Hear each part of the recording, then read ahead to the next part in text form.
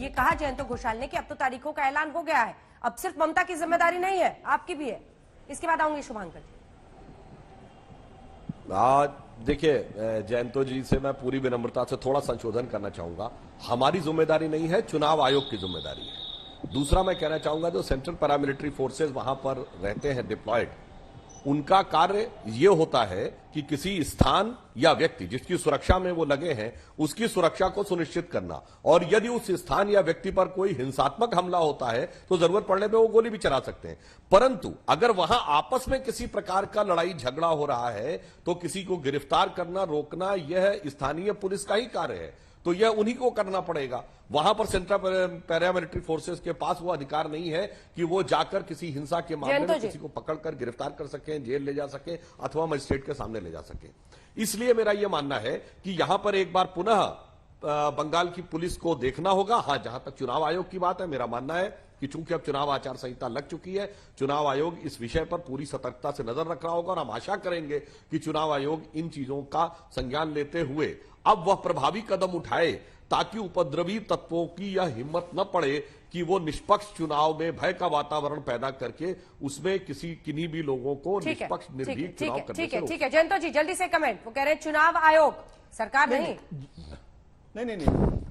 देखिए, सुधांशु जी तो बहुत अच्छा वक्ता है, उनके साथ डिबेट करना बहुत कठिन होता है।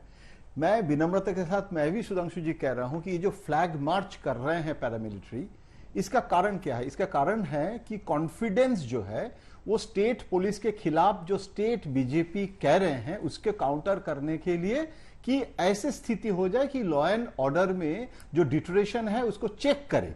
अगर पैरामिलिट्री फोर्स भेज के, और होम इलेक्शन कमीशन, मैं मान रहा हूं आपकी बात, लेकिन home ministry, home secretary is a nodal person to coordinate with the election commission. जो चुनाव का अनाउंसमेंट के पहले जो अधिकार नहीं था, अभी इलेक्शन कमीशन के थ्रू बहुत सारे इश्यूज हैं जो आप डायरेक्टली, क्योंकि अभी ये a political government run by election commission, तो इसके बाद भी अगर वायोलेंस कंट्रोल नहीं होगा और उसके लिए पॉलिटिकली ब्लेम करना एक पार्टी को, वो भी थोड़ा प्रेजुडिस्ड हो जाता है, ऐसे मुझे लगता है। सुधांशु जी, छोटा सा एक इसका जवाब सुधांशु जी, छोटा सा, फिर शुभांकर जी को पास।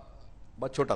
देखिए, अगर पुलिस ने किया होता और हम कहते हैं कि पुलिस से तृणमूल ने करवाया तो वो गलत बात लगती, पर यहां तो तृणमूल कार्यकर्ताओं ने किया है, सिर्फ पुलिस के द्वारा प्रभावी कार्रवाई की बात है। तो यहां तो कार्यकर्ताओं ने किया है और वो माताजी स्वयं बोल रही है कि तृणमूल के लोगों ने किया, तो इसलिए इसमें कोई किंतु परंतु नहीं रह जाता। हां, अगर हम यह आरोप लगाते हैं कि पुलिस से करवाया, चूंकि अब तो पुलिस चुनाव आयोग के अधिकार में आ गई है, तो आप जो कह रहे थे वो हम आरोप स्वीकार करते हैं।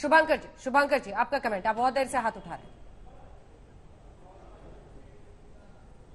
मैं एक चीज पूछना चाहता हूं सुधांशु जी को।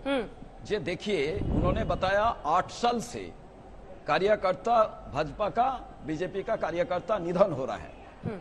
मैं पूछना चाहता हूं, जो लोग गुंडा है, जो लोग करप्टेड है, सिद्धार्थ सिन्हा उनका ऑब्जर्वर था, उन्होंने बोल रहे थे इनको जेल में भरेगा, ये लोग भागो, और उसका बाद कैलाश विजयवर्गीय भी ऐसा बोल रहे थे। उनका हर नेता, प्रधानमंत्री से और गृह मंत्री तक, मैं पूछना चाहता हूं, वो नेता जो टीएमसी का अंदर में रुक के करप्शन किया था, गुंडागर्दी किया था, वही तो आज बीजेपी का फेस है।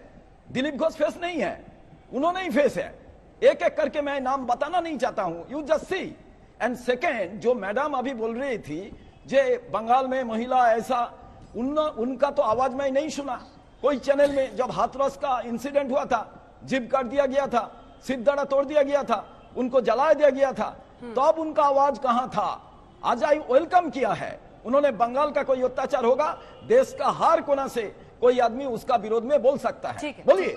बट आज मैं इसलिए मैच फिक्सिंग का बात कर रहा हूं, जो लोग करप्शन किया था, जो लोग हिंसा किया था, जो लोग गुंडागर्दी किया था, वोट देने नहीं दिया था, वो लोग अभी बीजेपी का फेस है।